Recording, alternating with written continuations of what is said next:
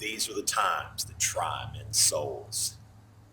First time I heard somebody quote this, I was in 10th grade. I thought she was quoting Metallica. I'm thinking, yeah!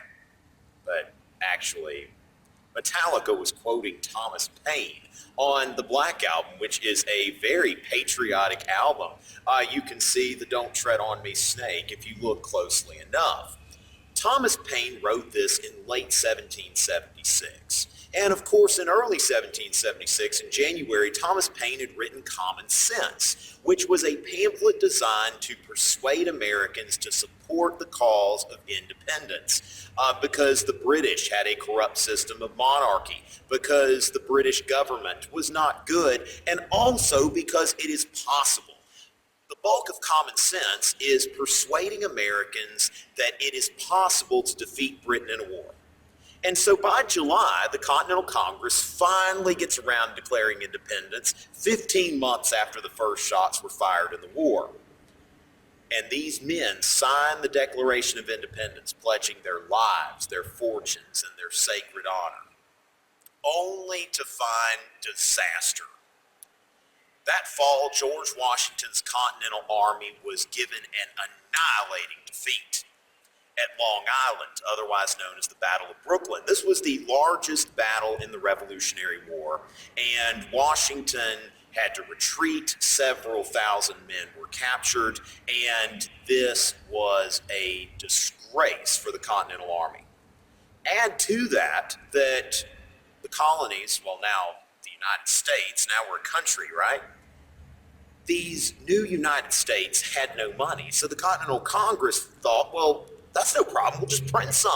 And so they make these continental notes. They print this paper money just over and over, and we're going to pay our soldiers with this stuff, this worthless paper money.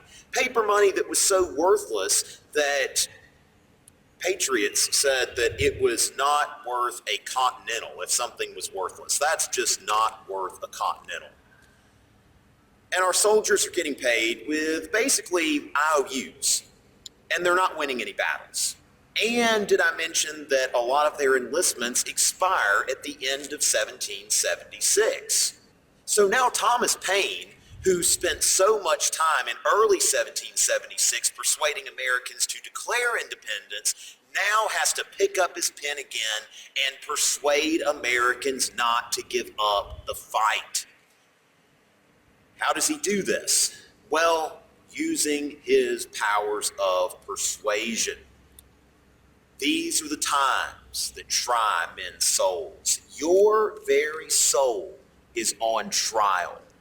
Will you measure up, innocent or guilty? And he goes ahead and describes the guilty parties. He says, the summer soldier and the sunshine patriot. Remember Spirit Fingers from whatever movie that's on? All right, think about this, all right? So how do you motivate somebody to keep up a fight? Well, you could say it's the right thing to do, but really, who cares about that? If you want to motivate soldiers, question their manhood. The summer soldier and the sunshine patriot will, in this crisis, shrink from the service of their country. Oh, summer soldier, sunshine patriot, okay, the wimpy people, the folks with the spirit fingers. Are you one of those people? Is your soul going to be found guilty when it's on trial? Or are you going to be one of those people who is going to stick it out and deserve, as Thomas Paine says, the love and thanks of man and woman? And so that's the essence of the crisis. So part of the reason that people are going to keep fighting is because after Thomas Paine has written this, and George Washington has made sure that this letter is read to every soldier in the Continental Army, so they know that if they put their musket down and walk away, that people will be looking at them askance, maybe coughing a little bit. Summer soldier, sunshine patriot. Maybe making a little spirit finger gesture, because these are not real men. These times are safe to try men's souls, but something's wrong with all you see. Now, of course, the thing is, if my family is going hungry and I'm not getting paid any money and the Army's not winning any battles, we also need a victory. Not a big victory, really, any victory will do. Just give us a victory. And so Washington finds out that a group of Hessians, fancy word for Germans, these were mercenaries that were hired by King George III of England, who was of German ancestry himself. But these Hessians are at Trenton, New Jersey, and they are camped out on Christmas Eve in their winter quarters. And, of course, what does the stereotypical German like to do? He likes to get drunk, and especially on a holiday. So Washington thinks this would be a great time for a victory.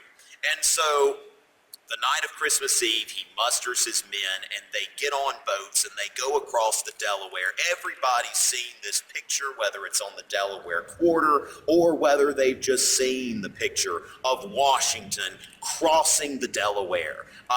Much like Caesar had crossed the Rubicon years ago. I mean, looking so heroic and about to accomplish this great victory. Not a great victory, but a victory. So the Hessians are warned that Washington's coming, and the commander just kind of ignores it. I think puts the message in his pocket or something like that. I don't have one of those, but if I did, I'd put the message right here. I don't have a message either, by the way. So Washington is going across this icy Delaware River, and the next morning at 9 o'clock, he's actually running late, but that's fine because the Germans are hungover. And Washington goes into the city with a three-prong attack and captures a few thousand Hessians. Victory! That echoed a little bit. I'm outside trying something new. Now, we've got a victory.